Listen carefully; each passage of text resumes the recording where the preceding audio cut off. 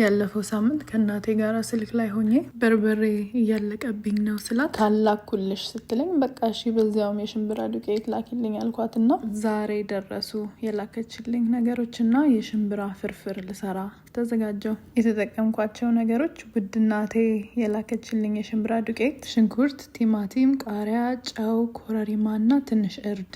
ሽንኩርቱን በእጄን የከተፍኩት መጀመሪያ በቁመቱ ከዛ በኋላ ወደ ጎና ዙሬ ብቻ አነስ እንዲል አድርጌን የከተፍኩት። ቲማቲሙንም ቃሪያውንም እንደዛው ነው የምከትፈው። ነጭ ሽንኩርቱን ግን በደንብ ነው ያደቀኩት። ሽንኩርቱን ደግሞ በኋላ ላይ ታዩታላችሁ፣ ግን ግማሹን አበስለዋለሁ፣ ግማሹን ጥሬውን ነው የምከትበት። ምን እያሰብኩ እንደሆነ ታውቃላችሁ? ሽምብራ ፍርፍሩን በእንጀራ ነው የበላሁት፣ ግን ልክ እንደ እንቁላል በዳቦ ካቻፕ ምናምን አድርጎ ቢበላ የሚጣፍጥ ይመስለኛል። ለምን እንደሆነ አላውቅም። እስቲ በኋላ ላይ ሞክረው ሊሆን ይችላል። ብቻ ሁሉንም ነገር ከተፌ ስጨርስ ሽምብራ ዱቄቱን ወደ መበጥበጥ ነው የቀጠልኩት።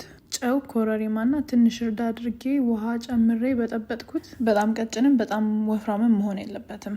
ከዛ መጥበሻዬን ጥጄ ግማሽ ሽንኩርቱን ያበሰልኩት ነጭ ሽንኩርት ጨመርኩ። ሽምብራውን ከጨመርኩት በኋላ ቶሎ ነው የበሰለው። ትንሽ እንዲቀዘቅዝ ከተውኩት በኋላ ነው ያፈረፈርኩት። ከዛም የቀረውን ሽንኩርት፣ ቲማቲምና ቃሪያ ጨመርኩ። ከዛ በኋላ በላሁት። ምስጋና ለእናቴ።